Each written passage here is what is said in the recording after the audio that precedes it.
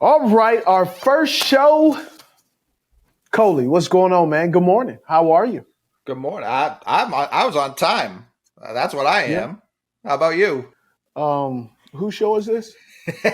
Ours. Who was late? You. It's good to know why the East Coast and the West Coast don't really always see eye to eye. Because East Coast dudes are snitches. I see that. Appreciate it. Good to know.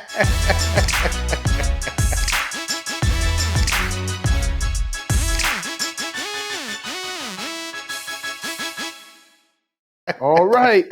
So that's how we going. Hey, let's get into some games last week. What did you think about last week? Let's go with the New England Patriots first. Please unload your frustration. Give us some highs and some lows. But also, I'll tell you this, Coley. As a former athlete, I would love for you to look at it from both perspectives. One, the perspective as a football player, also the perspective as a fan, but also understand how many times have the New England Patriots been winners years before the fans were actually believing in Bill Belichick, Tom Brady, and Robert Kraft. So just remember that before you start spouting off as if you are always a strong supporter through the lean years of what the New England Patriots were before they became the dynasty. Yeah, I mean my one of my earliest memories was I was at Randy Moss's first professional game, which was a preseason game in New England. Okay. And they had a big inflatable slide outside because they were doing stuff for the fans. I was just a young Yeah. kid. I went down How it. old were you at that time? So this was 97, 98. So I was eight, Hold on. eight or nine. Randy Moss was with the Minnesota Vikings. Yeah. Yeah, yeah, yeah, Okay. yeah. Yeah.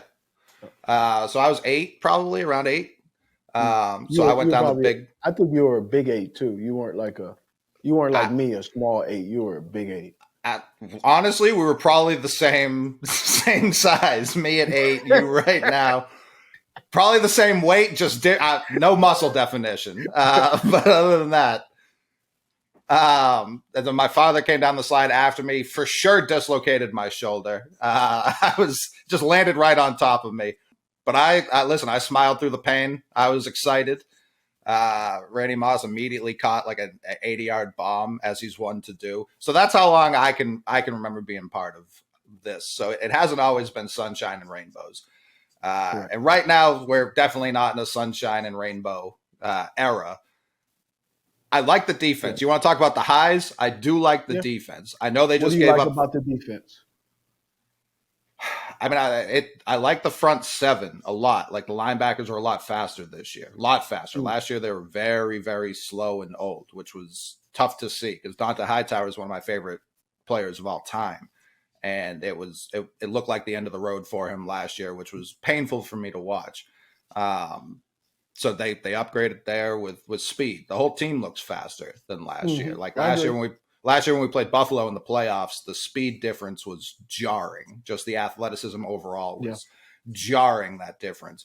So I like that the defense is flying around. I like that Matthew Judon has stepped up, and he's kind of taken ownership of that front seven. And like the secondary, we lost J.C. Jackson. We traded Stephon Gilmore last year. And so that was a big question. I feel like they're doing a pretty decent job. Held Miami to 16 week one. They look like they're for real, especially after what they did to this Ravens defense last week. And then this week, it was like every time they needed a stop, they would make it. And then the offense would just stall out and give the ball right back. And it's like, yeah, the defense gave up 37, but how much of that is on the offense? You know what I'm saying? Like how much of that is the offense not being able to sustain a drive, putting them right back on the field after they've made a big stop? That feels deflating to me as a fan. Obviously, as a player, I don't know how that feels, but it's like if I just took my helmet off, we just made a big stop against the MVP frontrunner, Lamar Jackson. Now I got to go back on the field and try and stop that guy? Like what do I, like, how much more do I have to do? Yeah, it's tough. So with everything you're saying, I'm trying to figure out, right? And this is the I love this back and forth. This is the best part about this is as a former player, I'm really confused on where you're going with this. Like I still don't. I'm trying to follow. Like, what's your point? Well, you asked me what I like about the team, Yeah, or the higher and the lower. The high, I think, is the defense. Like, and the but low, in everything you just said, all you really did is give me a few nuggets, but you still slid in passive aggressive complaints. yeah, that the offense is not what it should be. And I So okay, so let's break that down. What is this offense should be? You got a quarterback. You got a young quarterback mhm, who is athleticism is not at the top of the food chain with him.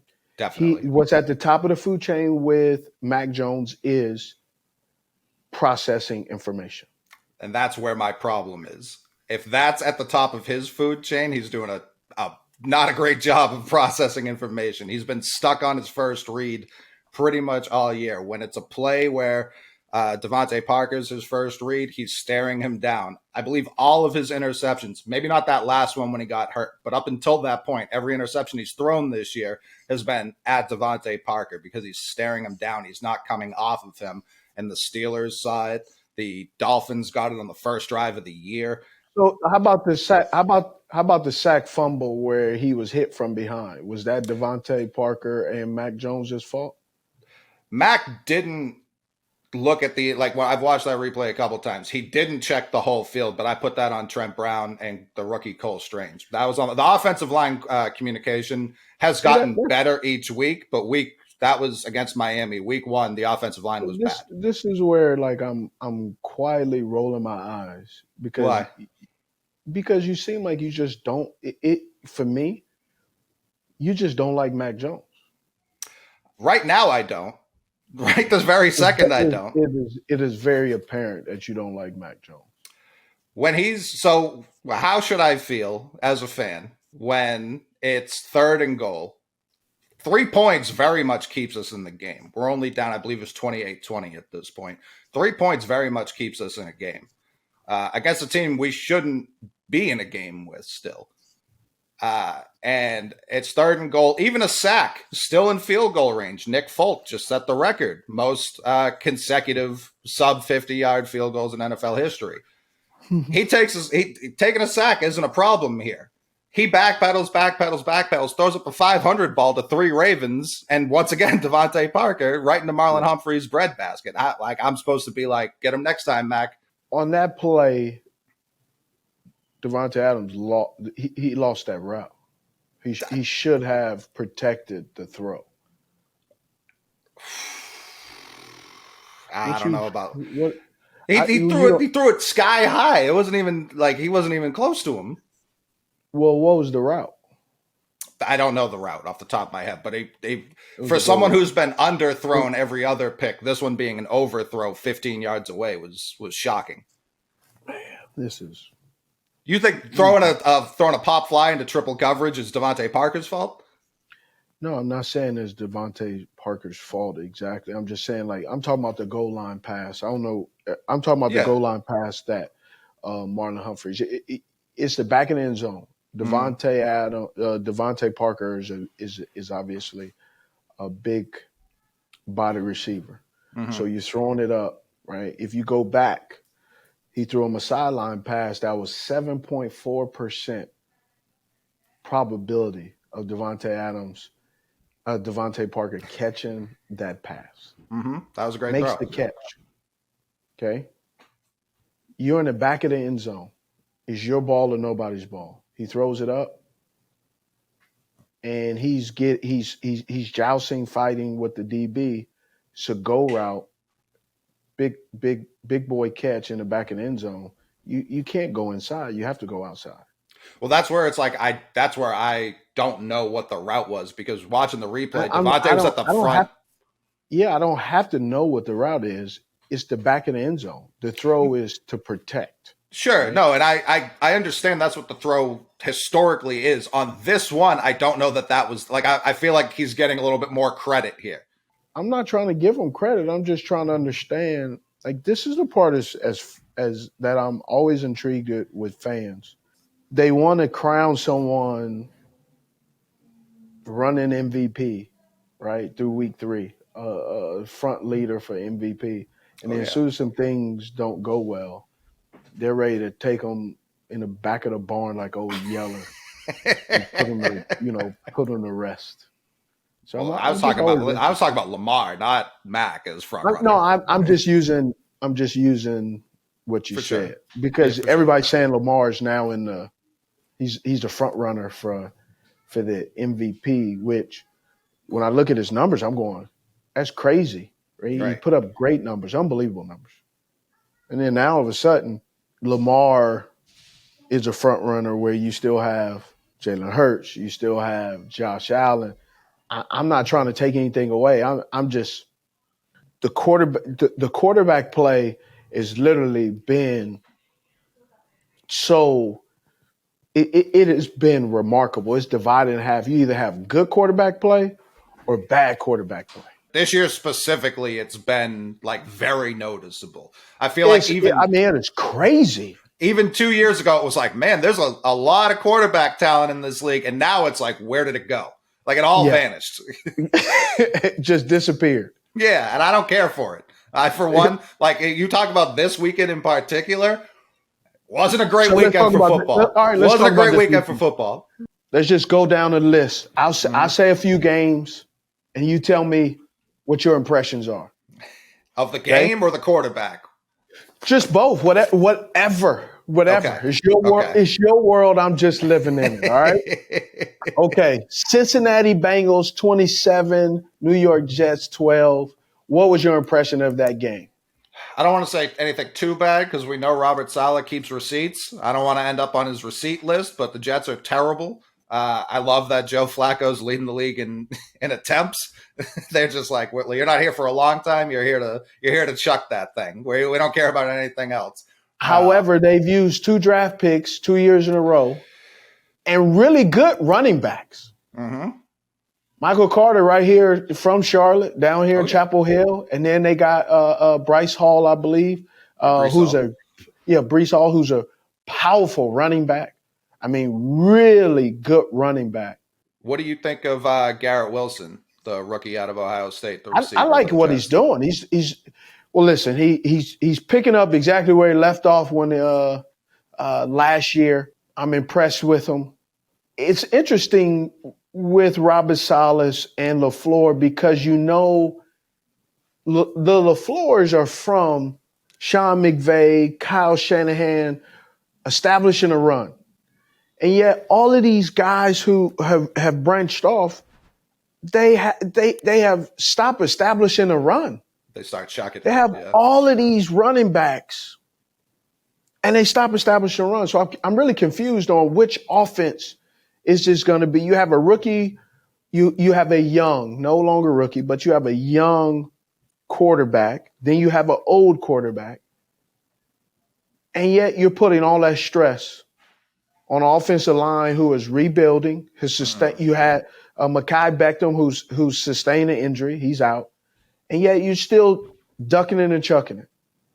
Establishing no run, they talk about trying to figure out how to minimize mistakes. Running the football helps a poor offensive line or offensive line that is struggling. I don't understand that. Do you think it's kind of like a little kid with a new toy on Christmas when it comes to coaches finally getting that head coach thing? Like, we're gonna be just throwing it all the time. Or you get offense coordinators who are trying to get a new job onto somewhere else, and they start, trying to get too fancy, getting too cute. Philadelphia Eagles versus the Washington Commanders. My first thought, which Carson Wentz is showing up?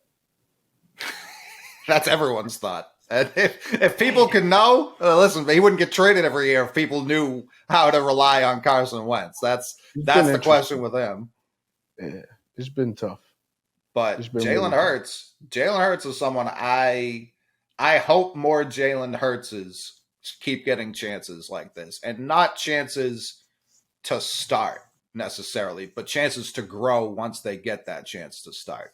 Because the leaps he's taken from Alabama to Oklahoma to Philly and then in Philly, this is something I'm curious your take on it, because as a fan, you always hear these storylines like, man, the GM drafts a rookie QB just so he doesn't get fired because now he's got an excuse. And then when he doesn't work out, he gets to draft another quarterback. So it's always just kicking the can down the road. As opposed to, it's like from ownership down, like, no, you're securing your job, GM. You're securing your job, coach. You're securing your job, QB. Go grow. We're actually going to give this some time. We're going to plant these seeds and we're actually going to water them, as opposed to just pull the ripcord the first chance we get. Well, I believe Nick Sirianni is doing an exceptional job of giving his guys an opportunity. They're drafting. One of the key things that I believe people are not noticing, the whole A.J. Brown. The reason A.J. Brown was traded to the Philadelphia Eagles is the Philadelphia Eagles had a plan.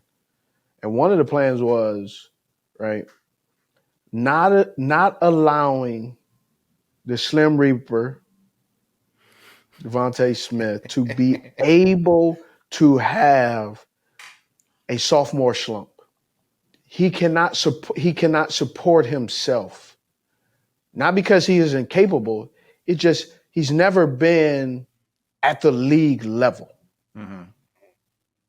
He had his fantastic year at college. He comes back, has a dynamic rookie season, shows some promise.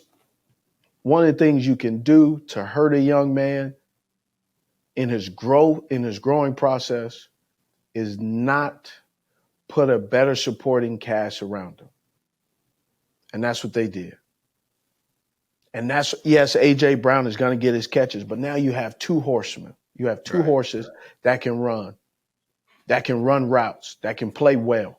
And all of a sudden now, one eats one game, the other eats the next game. And what's going to be interesting is when they both get on the same page and they're both at that level where you have to pick and choose. And even when you pick and choose, that still isn't enough to slow down Smith or Brown. It's like, even if you do slow down both of them, Dallas Goedert's right there, and he's going to eat up the Dallas Goedert. Listen, people were shocked with Zach Ertz going to Arizona. Why? Dallas Goedert is showing you why they had to move on from Zach Ertz. It was pretty impressive. They saw some things that we had no idea was coming to fruition. So right? I know I'm bouncing all over the place, but one of the interesting things, we're going to have to get into it later when we do our segment called Fantasy versus Reality, right? Because I know you're a fantasy king. You love fantasy. Of course. That's why I'm here today. Wouldn't be here without it. I hate fantasy. But how many times has during your playing days did someone, because I'm sure it was like the second half of your career. Man, just as a commentator, you see and you look at the comments, you see the things, and you hear people say, "Oh, that guy sucks because he didn't show up for my fantasy team." Do you think that guy woke up and said, "Hey, I'm gonna, you know what? Hey, your fantasy team, I'm not gonna show up just for you." That's not, take that, Billy. Yeah, that's yes. Oh, Billy, you starting me today? Not going to show up just for you. Yeah, sucks to suck. Yeah. Go. What were you going to ask me about Philly? I was going to say, like, do you believe in them? Like, the NFC East is whatever, and we can talk about the that. NFC East is not whatever. The NFC East is the Philadelphia Eagles division. It's their division now. Right. Okay, that's what I mean. Like, the rest of the division doesn't, like, I don't care about them crowning them as division champs. If they blow that, they've got bigger problems. It happens. And in terms of overall league, I know we're only 3 weeks in, but like, do you see this team as a legitimate contender this year? I believe I do, because look at how their defense is playing, and then now with the offense. So they're going hand in hand. They're running the ball efficiently. Jalen Hurts is playing really good football. Is he going to have a bad game? Yes. Is he going to have a bad game? Probably. Yeah. Right? Because the other team gets paid too. They have pro bowlers. They have people. They have defensive schemes. They are up at night trying to figure out how do we slow down the Philadelphia Eagles led by Jalen Hurts. That's going to happen. Because even if he has a bad game, he's not looking over his shoulder like his coach going to pull me. So, like, what is that He level shouldn't. of? Yeah, That's what shouldn't. I mean. Like, what level of? How does that confidence help? Like the entire team, not even just him. I think it helps. I believe it helps the team tremendously when you don't have to look over your shoulder, when you're being coached because you're a good player, not because we don't want you to screw this up. Right. That's a big difference. I believe that makes the biggest difference. But yeah, the Eagles are fun, and Yeah. the fans they're becoming fun. You know, a team talk about Jalen Hurts. You know, it's a team that's struggling right now. The Los Angeles Chargers. Holy smokes! There's a few teams. Both teams in LA have been hit with the injury bug. Yeah, bad. And it's not going to improve. No, Rashawn Slater out for the year already, which is not great. But he also is a guy who's I believe he still needs to keep playing to get better. Mm-hmm. Right? Even though he's an all-pro, he still has some part of his game that he's still refining and improving at the level of the NFL, which is crazy to say, but it is what it is. The Chargers defense, I don't care how banged up the offense is, defense has to be better than that. Jacksonville going east to west. I was expecting the Chargers defense to be a lot better, and they weren't. Yeah, this from a fan's perspective, this is what the Chargers do every year. They come in very overhyped. You know they have talent. And then, did you see the quote Staley had after the game as to why Justin Herbert was still in the game with very broken ribs? Because he didn't want to let his teammates down. That's where the coach has to be an adult, no? And be like, listen, we get it. I wouldn't say adult. What I would say is that's where the coach has to come in. As a competitor, as a player, we have to allow the coaches and the coaching staff to protect ourselves from ourselves. Mm-hmm. There's times where I know when you're injured, it almost sometimes feels like punishment. Timeout. Well, yeah, because you're not participating with the team. You're doing your own rehab. You go to meetings. Then after meetings, you go you get treatment. Right? I break down a whole treatment regimen. So when you're injured during a season and you're not on IR, you come in, right? Especially in training camp. Training camp. You're talking about training camp. Getting hurt in training camp sucks. It's an understatement. So you get hurt in training camp, right? Generally, if you got to be on the field at 8 a.m., man, the player has to be up 6 a.m., 5 a.m. getting treatment before the meetings. Then you go out to practice and you do whatever you need to do to help you get prepared and ready to do your on-the-field activities for your restricted workout for whatever illness or ailments that you have, rebuilding the ACL, MCL, or quad or hamstring pull, right? So you do all that stuff. Then you go watch practice.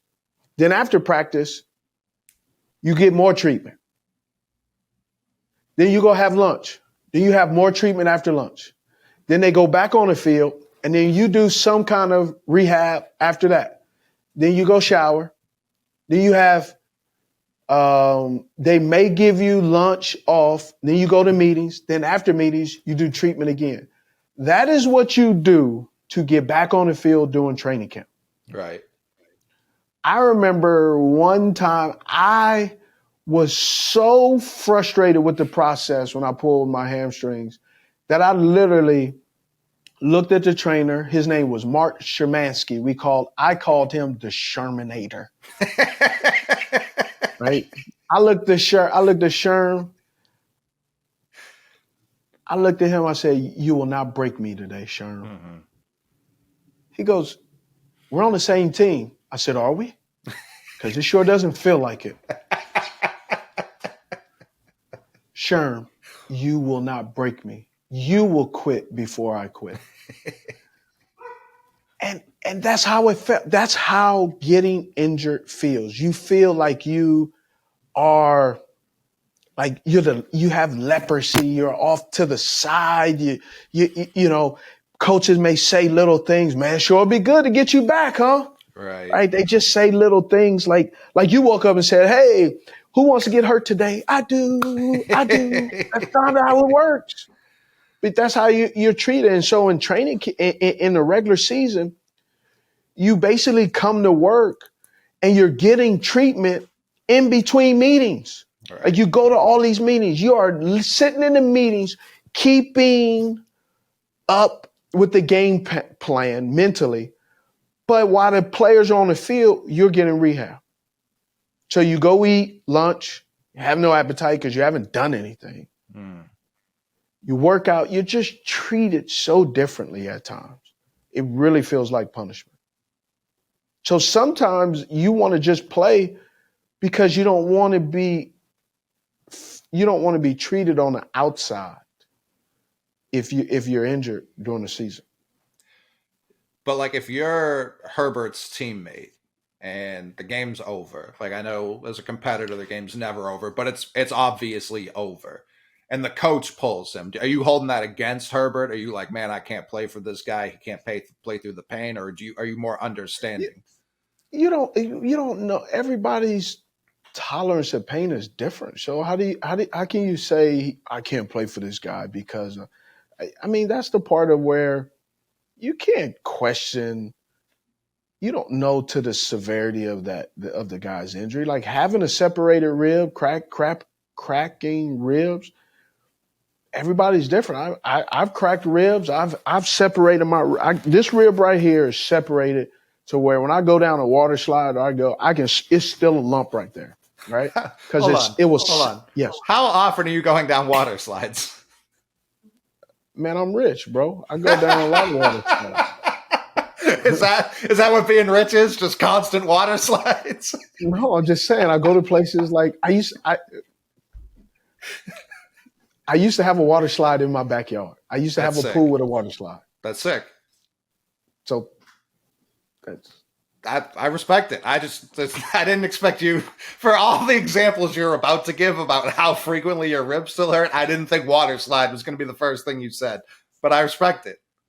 I had a water slide in one of my houses, in my old house, that went down a water slide.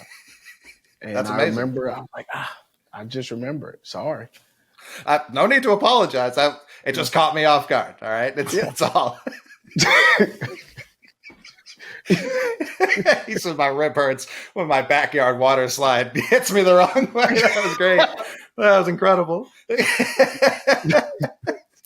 Well, you asked me. No, for sure. Listen, this is what we want. This is the things people don't know about '89, that he had the custom water slide in his water park backyard. That's awesome. It was, put it like this. It was back in the day. I did some things that, like house-wise, it was like, what was I thinking?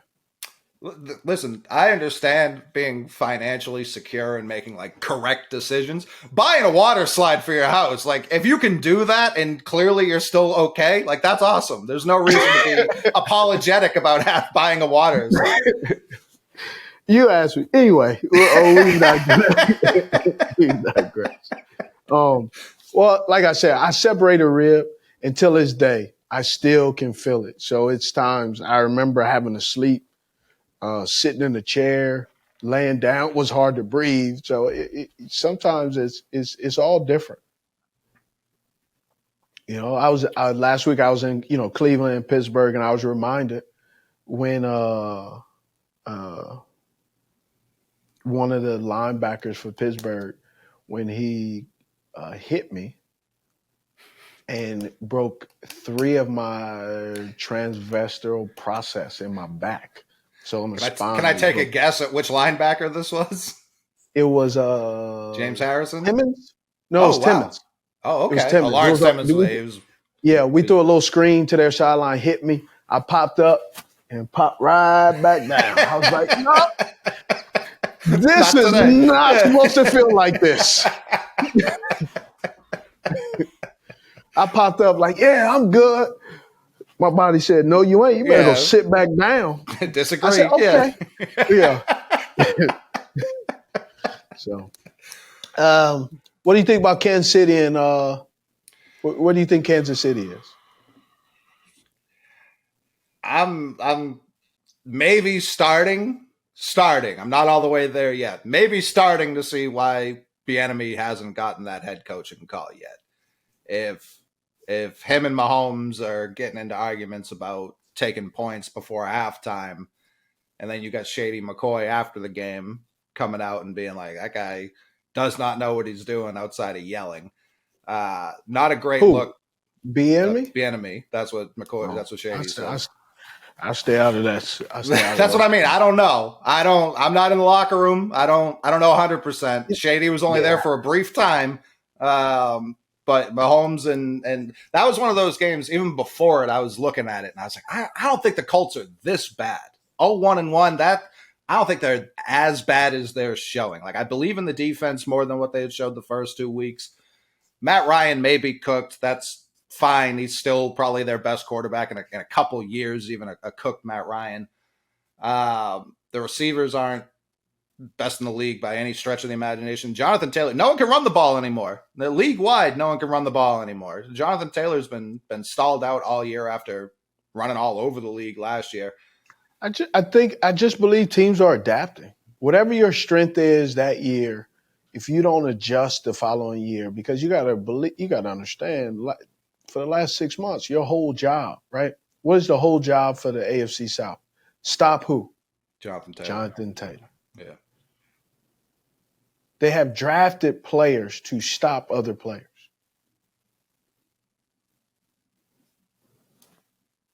Yeah, and it's understandable, but even I saw someone saying like trap zone run is back, like as opposed to like everything's just a trend in the NFL when it's a trend because it's a trend because coaches are utilizing these 6 months off to slow it down, and the coaches who are running it do not adapt, do not believe that the defense coordinators are taking this time, or maybe they're just stubborn. I'm not sure, but it just doesn't seem like they understand.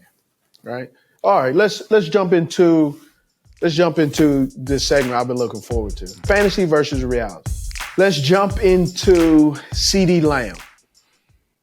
What is your opinion as a fantasy owner, a fantasy guy of CeeDee Lamb? So I've had CeeDee Lamb since he was a rookie. Drafted him straight out of college. Was very high on him at Oklahoma. Seemed like the big body. So we're talking about 2020. Yeah, seemed like big body, great hands. Yep. Seems like speed. I think seemed he does. like I'm saying. Seemed like okay. They gave him 88 in Dallas. Like that means something. Yep. They gave him that immediately. Yes. And until this moment, though, until this moment that you're about to say, you've been pretty pleased with him. Would you agree? Well, what I would say is even his first 2 years when he had Amari on the team and when games Amari was on the field and games Amari was not on the field, there was a difference between his production. So that had been something that stuck with me. And this year it was his turn to step into that wide receiver one. And it's hard to give him a full grade with Dak hurt. However, yes. Cooper Rush put one right on his hands last night and he dropped it. And it happens. Gotcha. It does happen, but wide receivers do drop passes. For sure. Quarterbacks do overthrow receivers. 1,000%. Okay, I just want to make sure. That wasn't what happened on that play, though. No, not on that play. But understand this. Everybody's sitting here, and we're going to go into it with Justin Jefferson, too, because I'm hearing a lot of people complaining about these two receivers. What? Just blah, blah, blah, blah, blah. Let me explain something to you and give you some insight that your fantasy owners don't. So fantasy is He should have caught it, right? Fantasy owners, because he didn't give me my points. Here's the reality. In 2020, CeeDee Lamb lined up wide, right? Mm-hmm. Outside the numbers or near the numbers. Would you like to know how many times he lined up his rookie year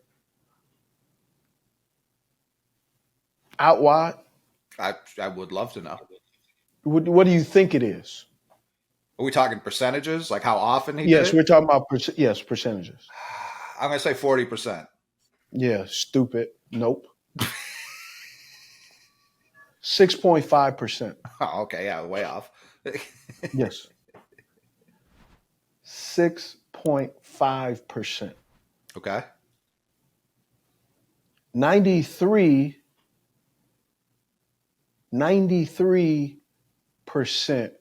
he was in the slot. That was rookie year. That was his rookie year. Okay.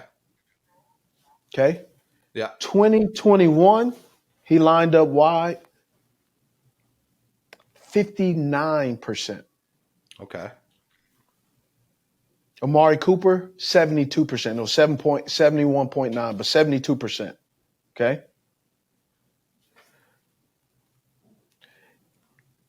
In the slot, though, he lined up 39%, 2021. And Coop lined up 28.1%. Well, you're probably going, well, what's the whole point of all this? The whole point that I'm trying to show you is when you have a dominant number one, a true number one out there, it allows a number two, and I like to call it situational football players. When you have a situational football player like CeeDee Lamb, he's benefiting from the situation of having a true number one. Now, Jerry Jones may not believe that Amari Cooper was a number one type of guy. But also you're talking about Michael Gallup was playing well. Mm-hmm. That has Cedric Wilson Jr. playing well. All of these factors impact one player that allows you to start to believe as a fantasy owner, here the reality, he's playing well based off circumstances and situations and the building of the team. So when you're drafting a player, you got to also understand who you're drafting. 1,000%. You're drafting a situational football player who's benefiting and eating well and should be and looking like a dominant wide receiver because he's going against 2s, 3s, and 4s. Right. He's not eating at the table with the big dogs. He's eating at the table with the big dogs, but being covered by non-big dogs. And now all of a sudden he's the big dog. Amari Cooper's gone, right? 2021 yards per reception. Actually 2020 to 12.1. 2021, 12.6. Now 2022, he's in a slot 60% of the time. And he's out wide 39% of the time. Why am I bringing all this up? My point is just to kind of show you that while he's in a slot 60% of the time, who's out wide? Noah Brown. Did you say nobody? The Ohio State's Noah Brown. Okay. And who are they putting on Noah Brown and who are they putting on CeeDee Lamb? Right. I imagine they're putting number ones on CeeDee and number 2s, 3s even on Noah Brown. And Noah Brown's is starting to look like the new who? I guess he's technically looking like CeeDee from last year as opposed to CeeDee trying to look like Amari. Because CeeDee is still learning the position. Right. Is CD going to be okay over long term? Absolutely. I was going to But say if he doesn't drop he that is. pass last night, He's learning what it is to play football right? against the top corners each week, and that's not an easy task. Most people in training for their job are not training in front of people. In front of the best people, no less. Yes, they're usually not on Sunday in front of millions of people going, "Hey guys, I'm going to try to figure out this job in front of you." Usually you get on the job training after hours behind the register. You're cooking you're learning how to cook the fries, right? In between, but you have somebody over your shoulder helping you. Amari's not there. Right. And to some degree, not disrespectfully, you have the blind leading the blind. You got Brown, who was in college last year. You got CeeDee Lamb, who's now he's the leader of the room, who's just trying to figure it out. Right. And I guess it would be important. Does he know he's trying to figure it out, or does he think he already has it figured out? It doesn't matter if he knows if he's trying to figure it out. Well, it might if he's too overconfident. If he's like, no, I already got this, and he's not actually trying to add to it. He does have it. He does have it because he's in the game. But just like anything else, you learn. What was that? How many kids you got? Two. You thought you knew there were some things with the first one that you thought you were going to do that you did not realize, and you figured it out. Great example, changing a diaper. You ever had a blowout? Oh, yeah. You thought you were prepared. You were like, I'm just going to change this diaper, didn't you? You said, I'm going to change this diaper, right? And then you changed that diaper, you opened up, you said, oh, no. I am unprepared for this situation. Now your second one. You've dealt with a few blowouts. Uh-huh. Now I'm guessing you've had a blowout with this one. And even the second one blowout has shocked you from the first blowouts you've experienced. It's a box of mysteries every time you rip that out. So how come you can't use that same patience with the football player who he's figuring it out too? Oh, of course. I'm not angry at CD by any stretch. And even You're last disappointed.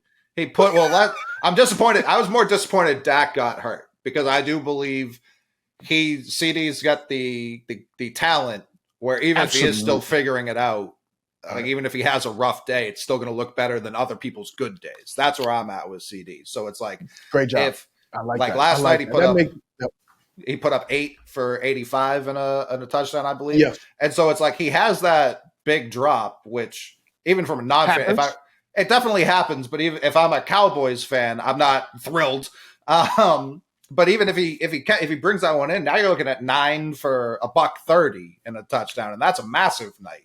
Not saying 8 for 85 isn't a great night, of course it is, but he was one play away, even with the backup quarterback, from having like a league winning night.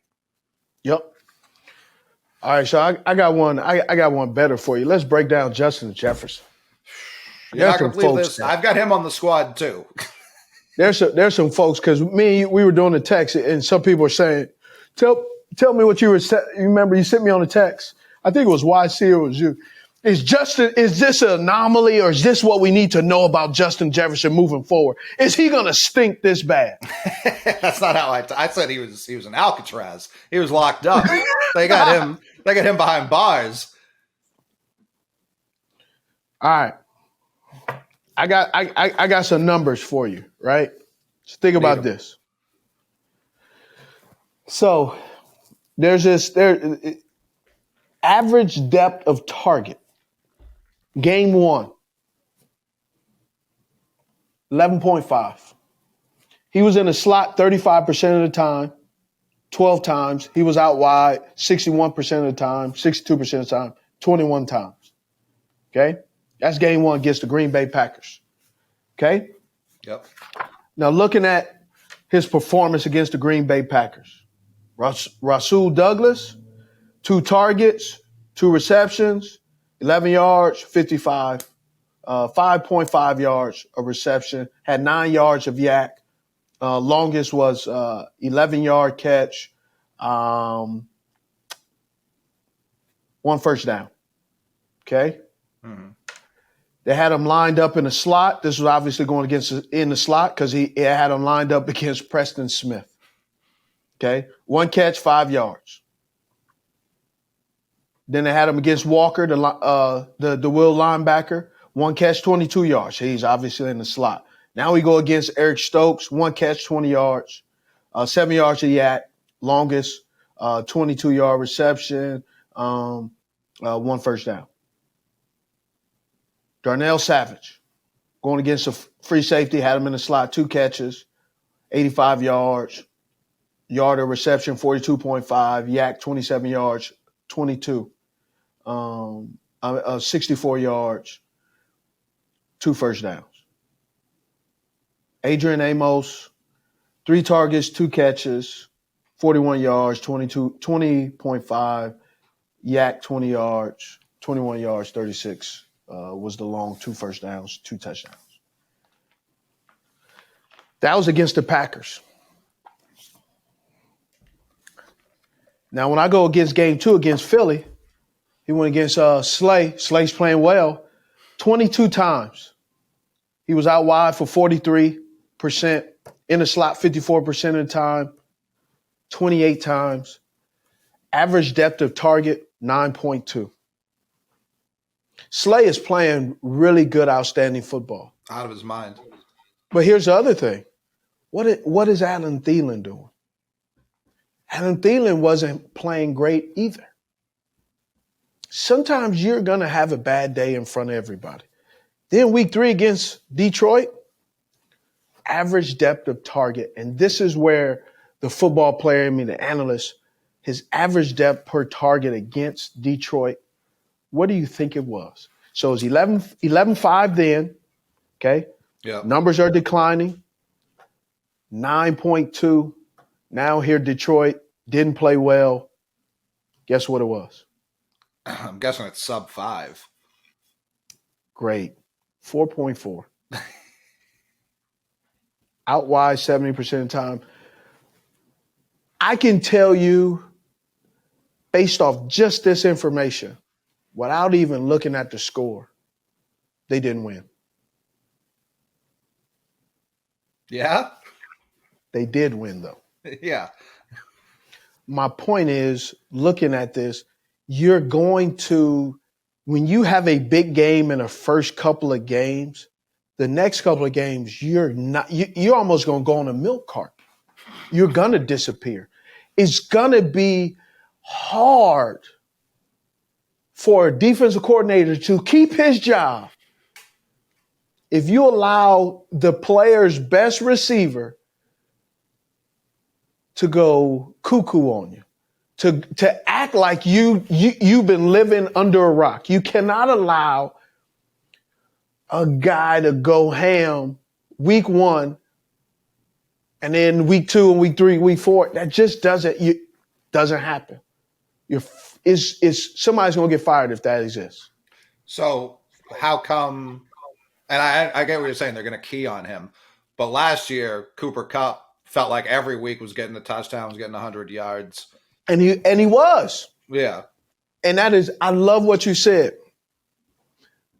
And if you go backwards, what did the Rams have to do and what did they lose in the process of constantly force feeding Cooper Kupp?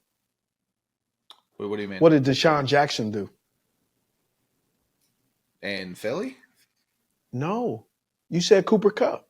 Right. He was with the Rams. You right. You've forgotten. Deshaun Jackpot was on there last year? He was. Oh, did he get hurt? No. He asked for a trade. Yeah. Okay, now it's coming back to me. I did forget all about that. Robert Woods got hurt. Right. Only person was catching passes was who? Cooper Kupp. Yeah. Everybody else was almost seeming like a decoy. Mm-hmm. They were clearing it out for Cooper Kupp. The same thing that happened this opening week the Bills versus the Rams with Cooper Kupp. Cooper Kupp caught a million passes. And what happened? Lost.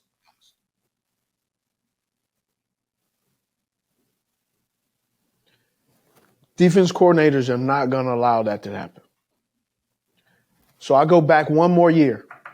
Go back 2021. I always like looking at film. Like when I look at film, I'll look at a player where he is today, but then where did he start? 2021, 452 times in summarizing Justin Jefferson in the out wide, 68.4% of the time. He was 453 times he lined up wide, 205 times in the slot at 31%. Average depth of target, 13.3.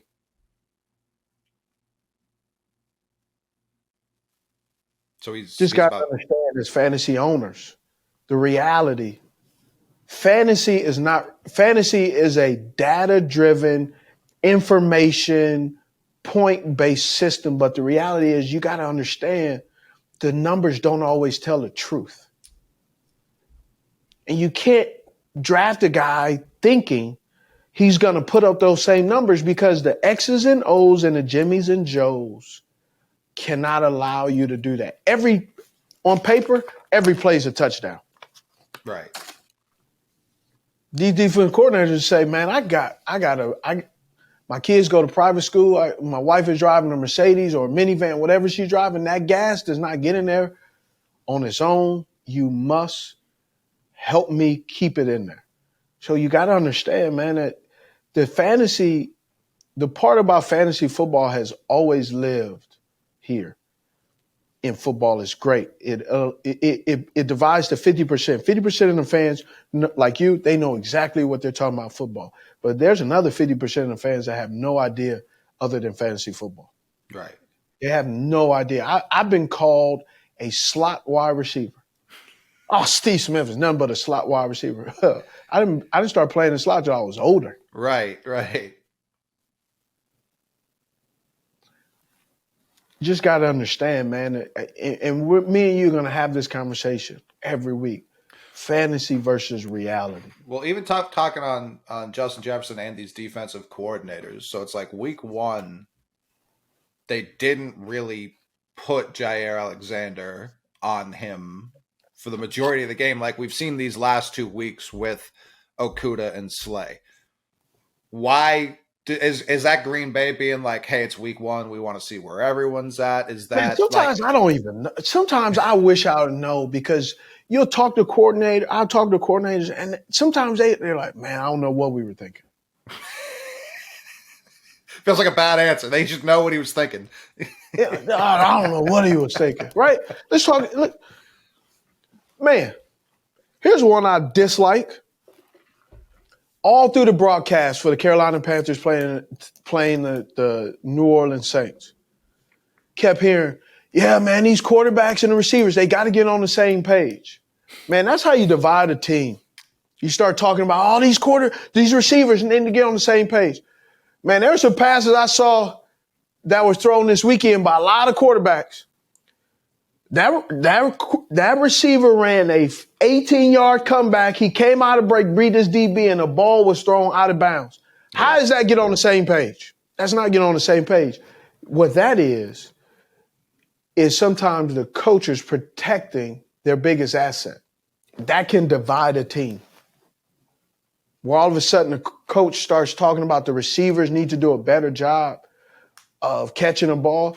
How many times did a receiver run a route and a ball was overthrown when he was scot-free? Man, I'm going to go back in these. I got to go back in my notes because I was watching a game and I literally thought, right? And you remember I put this in a text. Watching the offense of some of these Sunday games, it was Colt 45. It was malt liquor. It was the bottom of the barrel offensively that I've seen. Like it was just, let's be honest, just nasty. Yeah, it wasn't just a bad taste in your mouth. Just cheap wine. It was just tough. It was tough. What advice would you give DJ Moore right now? Like for his own headspace, for his own comfort. Man, what advice does DJ Moore need right now? That's a fantastic question. I really don't. He's in a tough spot because it's a bad combination for a lot of things. There's inconsistency, right? And you're probably gonna laugh about this. There's some inconsistency on a quarterback play, but there's some inconsistency because he's hesitant because he's under duress. Right. All right. There's a few times I saw Baker wanted to throw, and I'm like, man, throw the ball. And then I go back and I rewind the copy. Well, he wanted to throw the ball, but he actually make a good view because there was a play where he scrambled out, but Pete Warner was in the throwing lane of the route and pressure was coming. So he's, I don't want to throw the pick. I don't want to jam it through and play hero ball. And I got somebody in my lap. So yes, earlier on, Baker Mayfield and Jameis Winston were inconsistent. Mm-hmm. But the protection was inconsistent as well. So that made them hesitant. It's like trying to eat, it's like Frogger or chicken. You're trying to cross the street when it looks like traffic is slowing down. Then here comes a speeder, and then all of a sudden that throws it off and the other cars come. On the other side of the field that game, what did you think of Chris Olave, another rookie? Chris Olave, he's going to be let me make sure I get my notes. I believe he's going to be a heck of a football player. So he was my wide receiver 1 for this draft class. I know your word carries a little bit more weight than mine, but when I was looking at sometimes it does, but sometimes it doesn't. So when I was looking at everyone from this class, and I thought it was a pretty talented class, I thought he was the best. And Drake London for the Falcons has been incredible. He was the first wide receiver taken. I think the only thing about Drake,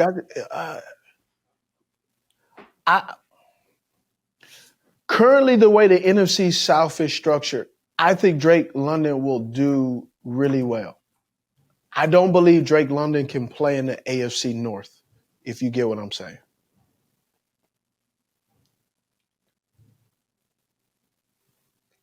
Soft? It sounds like soft. That's I don't want to say soft. I don't think he's soft. I just don't think he's as physical as his appearance seems. Okay. So he's like me, big for nothing. No, I don't say. I just don't. I think as a rookie right now, he cannot play the AFC South, the NFC South. I think currently the way the NFC South is structured right now, currently, this is the best division for him right now at a young age. Interesting. So, but he can't. That's something he can add. You don't think that? I think he can, but there were times against Seattle because Seattle's a little bit more physical. Mm-hmm. There were a few times where I thought he should have had the pass, or I thought maybe he should have been able to get off that release, and he got hung up a little bit.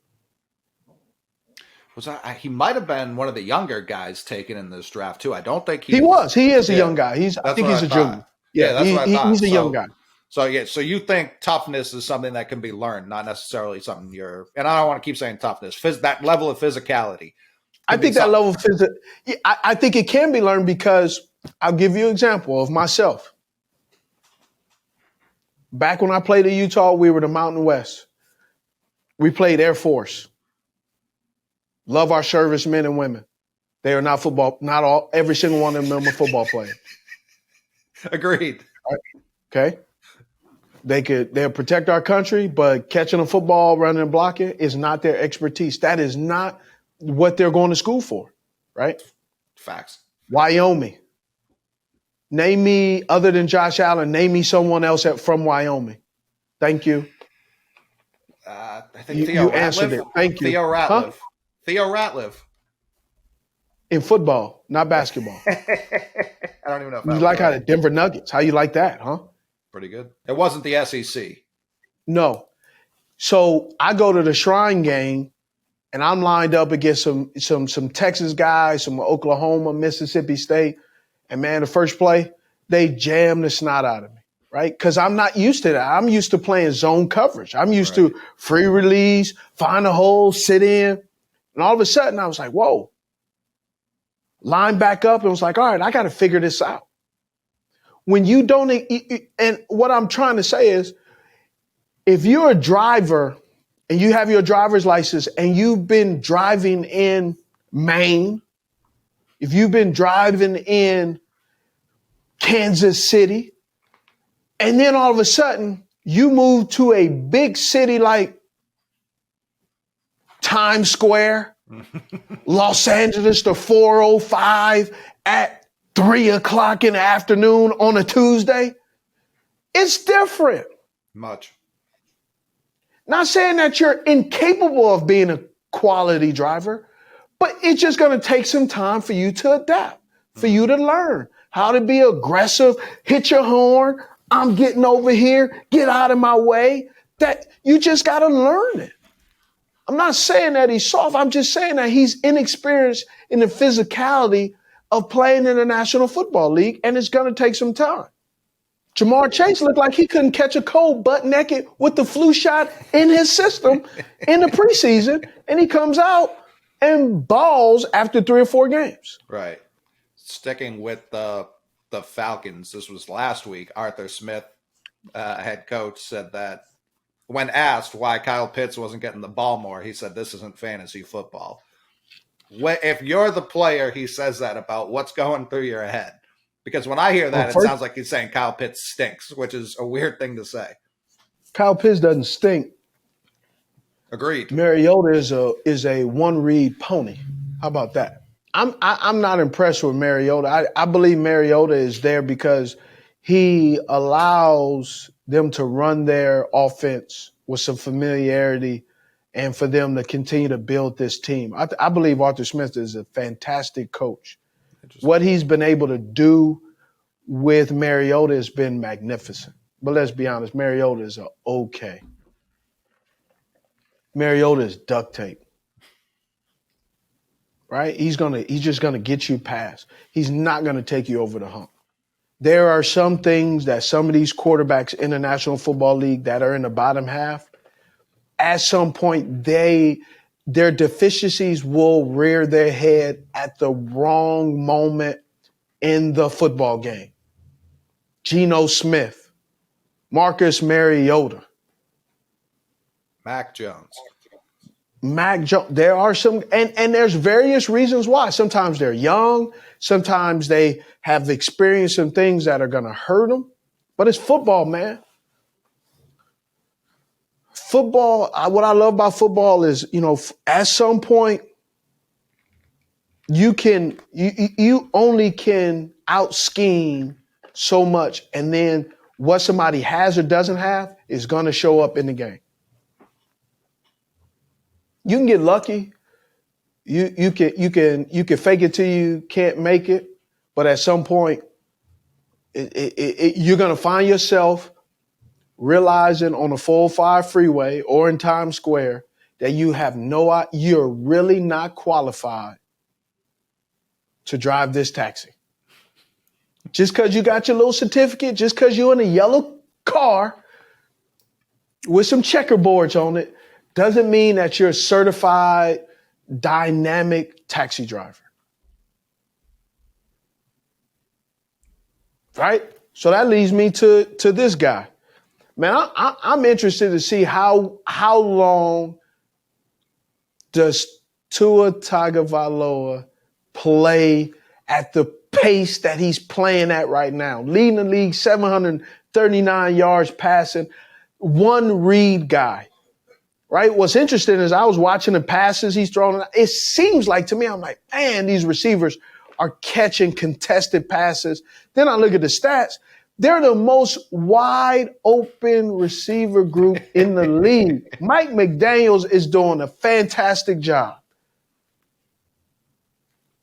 It's remarkable. It reminds me they are running scot-free. Yeah, it reminds me of early McVay when he had Goff cooking with the Rams. Like everyone was just wide open, running all over the place.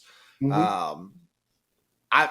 This is tough because should Tua have even come back into that game? Like that was, are you buying that was a back injury? We look like Bambi being born. That was a classic back injury, stumbling and falling to the ground like that. That's what I thought. Okay. What looked like he was his first day on Earth, huh? That was a Looked tough like, scene. hey, it looked like one of them Animal Planet movies right there. One of those shows I watch with my son, me and Deuce. First of all, I love Animal Planet. Just let you know. I love the nature shows, and he looked like he was just born, right? And that boy is like, legs? Nobody knows what these are. What's going on here? What are all... We were saying yesterday after the game when he was giving Josh Allen that hug that he was saying, like, man, I can't wait to play this game right now. Like, he had no idea what time it was, where he was. Like, so you said at the end of the game, he was starting the game. Yeah, he was like, I can't wait to go out there and compete, Josh. And Josh was like, man, I can barely stand from this heat. Like, I need to go back to Buffalo. Like, get me out of here. That was, man, my biggest thing that I guess if we're going to nitpick, my nitpick is how long is he going to be able to sustain carrying a load? The thing that I love that Mike McDaniels is doing is I read a quote that he said with that's just been sitting with me. McDaniels built the team around speed. He sure has speed, but also physicality on defense. This defense is very physical. Very physical. Most blitzing team in the NFL is really good. Yeah, I was down on the defense coming into the year because I was that high on Brian Flores and him leaving. I didn't know what it was going to look like, but you even talked about it earlier, that blitz, that strip sack on Mac in week 1. That corner blitz is what they were doing last year. They blitzed corners more than anyone in the NFL last year under Flores. If they're still going to be keeping a lot of those concepts and just adding Mike McDaniel's offensive ingenuity, that's a terrifying team. Let me tell you something. His offense is crazy. Yeah. But here's a guy, too, that I'm a little bit surprised. Only 35 yards rushing in the third quarter, up to the third quarter. They haven't had really a bona fide kind of 4-minute offense in the fourth quarter where they can just run it out. You remember that old Norv Turner where they score 20-something, 27 points in the first 3 quarters, and then they get about 8 minutes into the fourth quarter and they just run it out. Mm-hmm. That isn't happening anymore. And I'm waiting to see it. We have all these stellar quarterbacks and we have all these great, fantastic running backs. And yet we haven't seen a 4-minute offense yet to just kill the game. They're coming down to the wire. Like it is like watching football games, watching bad football games upsets my stomach because the malt liquor that we're drinking when we're watching these bottom half teams. But then the anxiety, the tums that I have to have because it's so much coming down to the wire of like Josh Allen underthrowing that pass to tie the game. I'm like, oh my, it's crazy. It's such a Jekyll and Hyde. It's bananas. It's the top teams are top. The below teams are so watered down. It's bananas. Well, so I sent you this stat on Sunday that you took. You hated it immediately.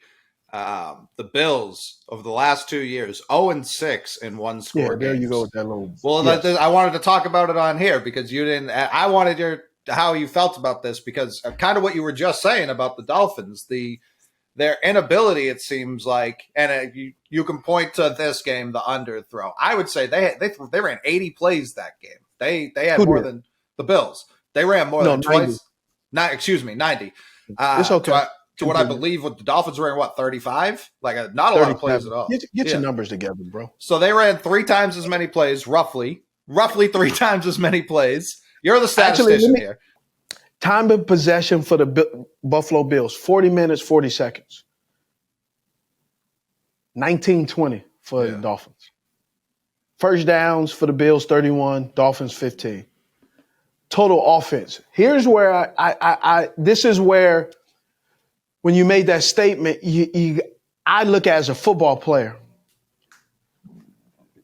I don't care how you do it. I don't care what the score is. You cannot play 17 weeks of football and give up 497 yards and think you're going to win every week. Right. That at some point is going to get you in trouble. Right? We've seen it with the Kansas City Chiefs. You can have a year of blessings, right? Where all of a sudden you start every game giving a team a 14-point head start and play miracle ball. But at some point, you're going to go against a buzzsaw with the Kansas City Chiefs experience with the Tampa Bay Buccaneers, when Tampa Bay Buccaneers won that Super Bowl at home, first team to have a home Super Bowl game. 497 total offense. They allowed the Buffalo Bills, and the Buffalo Bills, normally if you are 3 yards away from 500 and the opposing team who wins the game has 212, you normally don't lose that football game. Right. You normally don't lose a football game if you have 90 plays on offense and the opposing team has 39. Right. You normally don't lose the football game if you punt the ball one time and the opposing team who had the ball for 19 minutes and 20 seconds, 15 first downs and 212 yards and 39 offensive plays and 5 punts. You do not believe that the team that has 21 points would have won that game. You would think the team with 40 minutes time of possession and 40 seconds, 31 first downs, 497 yards, and 90 offensive plays and 1 touch and 1 punt, you would not think they had 19 points. Especially when that other team punted it off their own player's ass like that. There was nothing that said the Bills should have lost that game. But the reason I found that stat interesting, that stat's not like my Bible or anything, but when it comes to playoff time, you saw it last year, Bills against the Chiefs. That came down to, 12 seconds, 13 seconds that Mahomes had. Bills couldn't get a stop. A team that can only win blowouts feels like a good problem to have on its surface. But if you're tied with the Texans for the worst record in 1-score games over 2 years, that's, to me, it's telling. Like, if they, like that last year, they won that game. What does it tell you? What does it tell you? Tell me, what does it tell you? It tells me that they start to look around when games are close. Like, why is this other team still hanging around with us? Why haven't they? I know. Why haven't they? Here's what it tells me. They're not running a football. They can't. They're not. They don't try. Right, they don't exactly. emphasize it. Exactly. What it tells me is you want to play cute ball instead of old school ball. The league right now is too cute at times with the upper echelon teams. That is why I dislike and like. I go back and forth with the Lamar Jackson offense. I dislike it as a wide receiver, especially when I'm watching it. You got Lamar Jackson in a pistol. You got a running back behind Lamar Jackson. You got a tight end, Mark Andrews, and then you send a fullback in motion and you that is the wing T. But then I get excited when you see Lamar sprinting down the field, right? First of all, Lamar Jackson against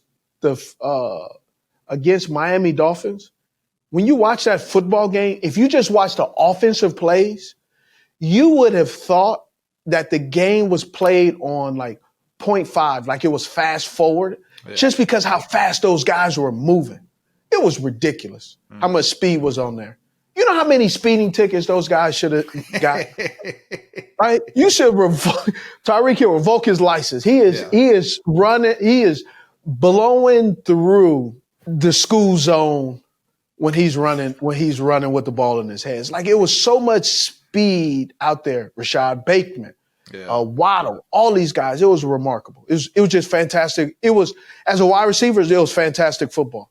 But what I really thought was interesting is against the Buffalo Bills, the Miami Dolphins, the week before, Tyreek Hill and Jalen Waddle had 32 targets. They barely had 8 targets in the second half in the Bills game. That's not alarming to me. What it does tell me is how creative, how smart, and how complex and how many guys that the Miami Dolphins have that can just really play football. Oh yeah.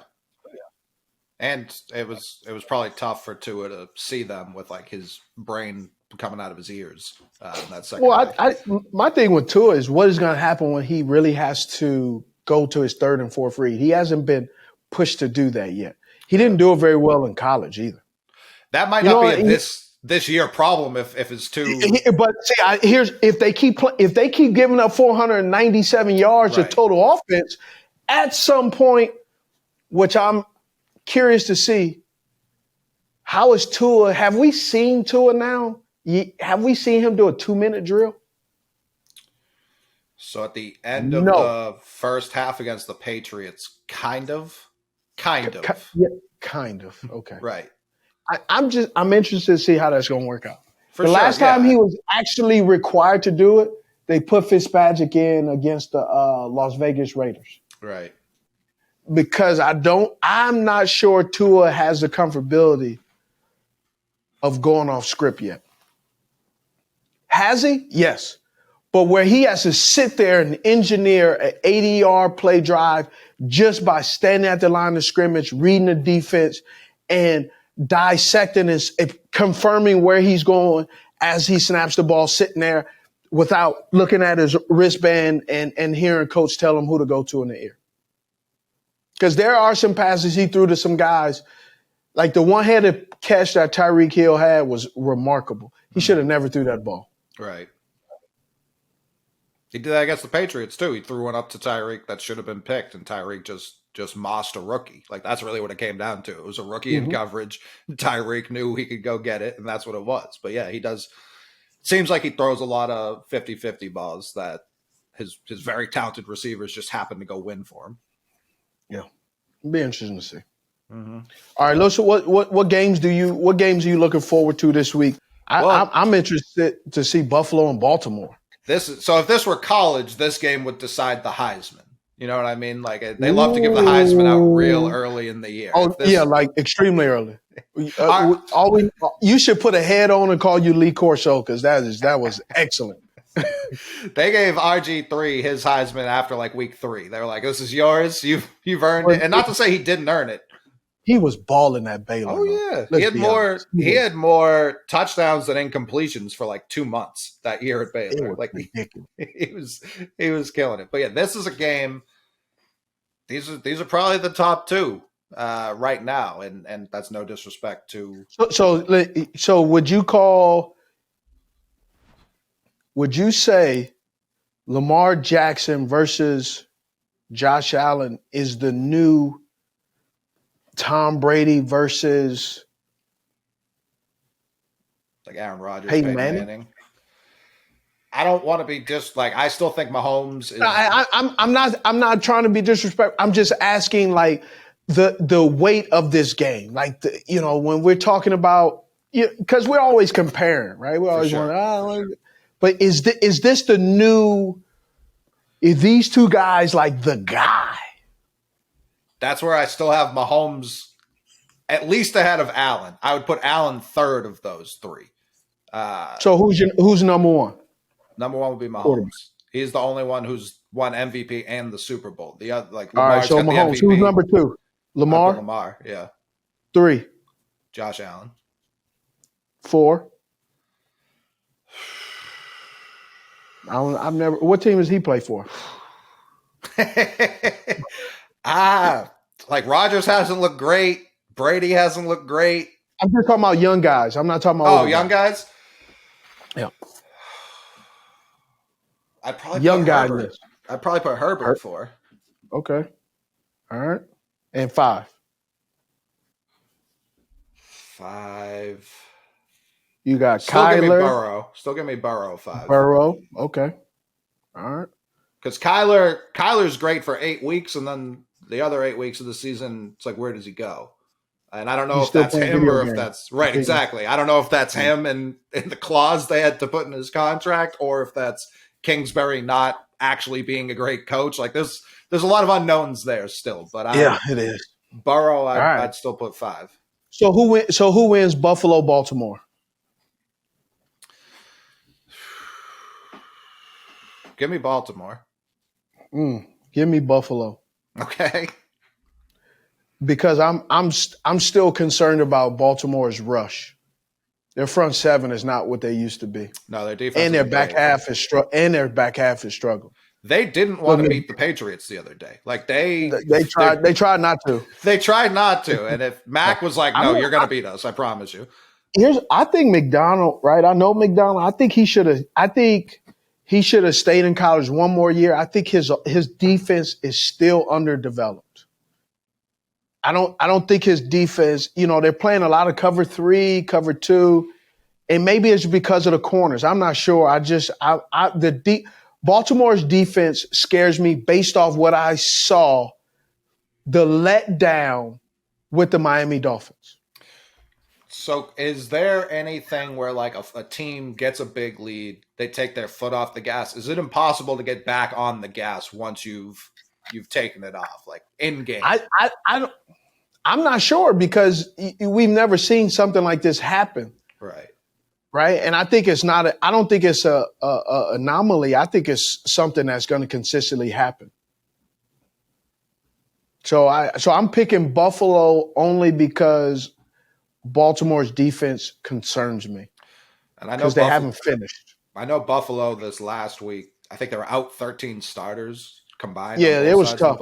But they still played well, though. Of course, yeah. Yeah, they did. Right? They did. But it's like, even going back to what I was saying earlier. Buffalo's in trouble with their DBs, right? But everything else is fine. Yeah. Baltimore's, the problem with Baltimore isn't, and the receivers aren't going to necessarily, be a concern because they run the ball first, pass the ball second. Mm-hmm. Is Bateman going to catch some passes? Yes. Is one of the receivers, is Mark Andrews going to play well? Yes. Duvernay? Yes. But if they shut down the pass game, I'm more concerned with Baltimore's defense than I am Buffalo's defense, just because of what has gone on. It's not like when they played the Dolphins, the Dolphins ran all over them and it was a blowout. Right. They held the Dolphins. They held them down pretty good. Yeah, they definitely did. I just think the Ravens. I just think Lamar's that good. I agree. He is that good. He doesn't play defense though. No, he sure doesn't. If he did, they'd be undefeated. Yeah, they would. They'd be 3-0. But it's that thing. I haven't seen Buffalo. It's like playing NBA Street. Like they get that game breaker on offense and they level up to a unstoppable. You know exactly. What I mean? And Lamar Jackson does that. Right. But the difference with Buffalo is they have some guys, they have some speed on the defense, like Milano. They just have enough speed on there that they can overcome some of the mistakes that Lamar Jackson is going to cause them to make. For sure. Right? For sure. I think it's going to be a high-scoring affair. I don't think it's going to be like a 21-19. Okay. Washington at Dallas. I feel like I'm buying into Cooper Rush. Like, why not? I have Dallas because the pressure that Dallas will be able to put on Wentz is going to make him he's going to make so many mistakes. He does not handle pressure well. No, he doesn't handle clean pockets particularly well either. No. Like he's I'll give me Dallas, which feels so strange. Jerry Jones is welcoming of any quarterback controversy that comes into his team. Seattle, Detroit. I got Detroit. I want to believe in what Seattle's going on, but even they're abandoning the run now. Like they're having Geno throw it way too often. And they just took Kenneth Walker with a decently premium pick. So I don't know what they're waiting for with him. So who you got? You doing all that talking. You didn't say who you got. Yeah, I'm trying to give some context. Like I can't in good faith pick Seattle until I see them do it against non-cooked Russell Wilson. Okay. So who are you going with? I can't remember who Seattle's playing now that you said it. Detroit. Oh man, I'm picking Detroit. Yeah, I'm picking Detroit. All right. Chargers, Houston. is Herbert going to play? Like, is this the question we're going to get every week now? They have to beat Houston. You can't lose to Jacksonville like that and then lose to Houston. Staley would be out of a job. Like, you can't lose to Houston. Give me the Chargers. All right. I got Chargers too. Tennessee, Colts. Colts. I'm back in on the Colts. You know what? I'm gonna go with Tennessee. I don't know why. They running the ball, and I'm not sure if the Colts will be able to stop them. Yeah, I mean, I was high on the Colts defense coming into the year. First couple of weeks, They're inconsistent. You're right. Yeah, so I just don't trust Tannehill like at all. All right, the malt liquor game, Chicago and the G-Man. Tied for first place Bears somehow 3 weeks into the season. That's wild. You got the Bears? No, they shouldn't. I don't know how they won two. Truth be told, I'm going with the Giants. I'm going with the Giants. I'm going with Daboll. That is a disgusting game, though. That's a disgusting game. Especially with Shepard. Even with Shepard out, maybe this is a game that they force feed Kenny Golladay before they trade him. I don't know. Does he have any value right now? Like, how does a guy who was like pretty good before he got to New York just kind of fall off the face of the earth? Here's why, man. Understand this, systems. Not every system fits everybody. Not every system fits everybody. Fair enough. All right. Jacksonville and Philly. I think this is going to be an interesting game. That's a shockingly good game. Like It is. This is Doug Peterson revenge tour too. This is Dougie P versus his old thing. Where is this game? In Jacksonville or in Philly? It's in Philly. I'm going to take Jacksonville. I'm going to do the unthinkable. I'm going to go with Philly. I like their defense. Yeah. I like Philly's defense. All right. New York Jets versus Pittsburgh. Pittsburgh. Mr. Trubisky. I'm not picking them because I believe in Mitch. I'm picking them because I do not believe in the Jets. Yeah, same here. Yeah. All right. Late game. Arizona at Carolina. We're getting real close to that Call of Duty release. I don't know. Wow. Oh, no, you didn't. All right. I'll take Carolina, but I don't feel great about. I'll take Carolina. I live in Carolina. I'm going with Carolina. 17-0 Panthers coming up. Got a root for the home team, brother. New England, Green Bay, Denver, Las Vegas, Kansas City, Tampa Bay, and the Los Angeles Rams versus the San Francisco 49ers. Out of all those games, 1, 2, 3, 4 games, which one do you believe, Coley, is the most attractive game? You only have one television. You only have one channel to pick. Are you picking New England at Green Bay, Denver at Vegas, Kansas City at Tampa Bay, or the Rams at San Francisco? I would for sure pick Tampa versus Kansas City. It may be the last time we're seeing Mahomes versus Brady, and that for me means something. But if I'm trying to be entertained the most, I'm for sure picking Vegas versus Denver and seeing who manages to lose that one more hilariously. Nathaniel Hackett, needing to hire basically a dad to tell him when he can take timeouts. I know Jerry Rossberg. Jerry's actually a good dude. He's been around for a long time. I have no problems with him. It's 2 weeks into the season, you hire a brand new head coach, and he's saying, man, I need some help. That's a tough look. I think that's a great look. Really? I would rather have somebody – yes. Would you rather have somebody that's going to fake it, or you want to have somebody that says, you know what, I need help? While I get what you're saying, I feel like that could have been sussed out during the preseason at least. I don't think – No, because this is his first – here's the thing, man. It's his first gig. He doesn't know what he doesn't know. He's figuring it out as he's going and realizes, you know what? As a head coach, you have to manage everybody, and he's an offensive type of guy too. So he's realizing I got to do the game plan, I got to do the quarterbacks, and I got to do all this other stuff as well. I'm not saying it's a bad look for Hackett. I'm saying it's a bad look for the Broncos. I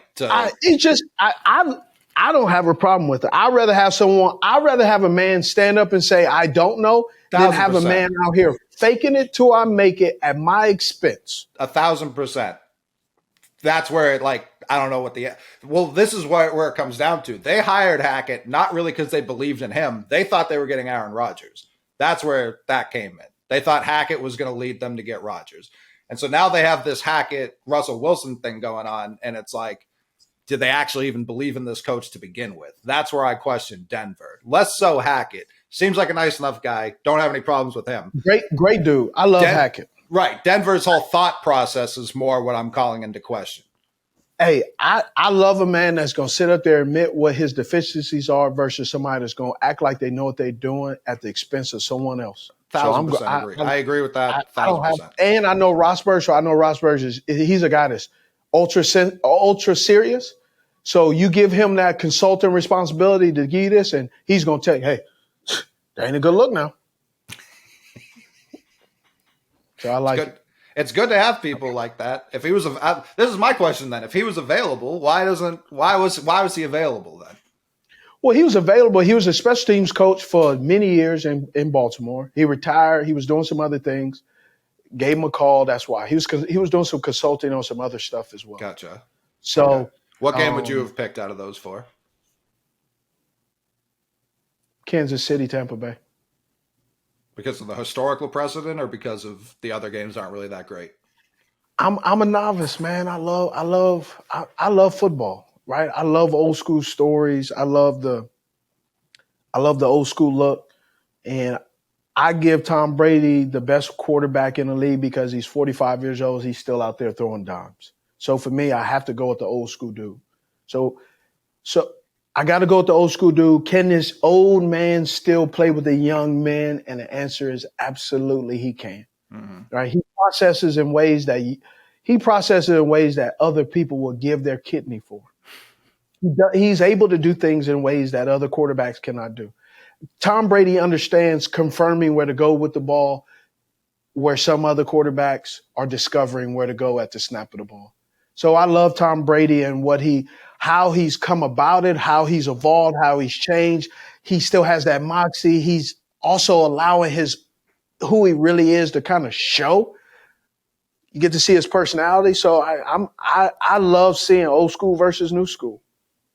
So I'm excited to see that game. Go ahead. Well, I was going to say, when you're talking about Brady like that, as a Patriots fan, it's like, I wish something could have happened where you guys could have been on the field together at some point in your careers. We came close, but what do you mean? We came close. I was orchestrating a trade that it was close, but it didn't happen. When you were leaving Carolina? Yeah. So you were the Patriots like one on your list? There were some things that was happening. So there were a few teams. They were one of the teams. Damn. There was like two. Well, I was with Under Armour at the time, and there were about two or three color schemes that they were working out in case I got traded. The team that Dave Gettleman allowed me to seek permission to talk to were the San Francisco 49ers. I don't want to go to San Francisco. Right. So he wouldn't allow the Patriots, is what you're saying. They didn't. It wasn't permission. I knew when I went to Baltimore, they told me that they had heard I was on a trade block, but they weren't sure if the team was serious, so they didn't really go out there. And so it was an opportunity, but it didn't. It just didn't work out. That would have been all time. It'd have been cool. Agreed. Yeah. Another reason for me to not love Dave Gettleman. I was looking at apartments in Foxborough. I had some stuff because Damian Lewis he had got cut Okay. And so he had gave me some places to look at that was around the facility and some places to rent. So I had like 3 or 4 places that we were looking at that I was already orchestrating some places to rent while I was out there. While I was going to go to some of those teams.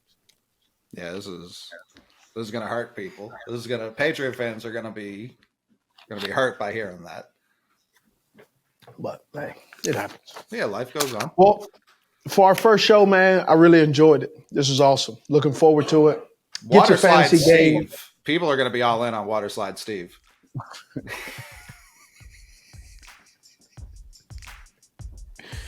Oh man. Episode 1, it was a roaring success. That's my take. Yeah, it was great. Well, I appreciate it. Hey, I'm Steve Smith Sr., and you are Coley Mick. Cut to it. See y'all next week.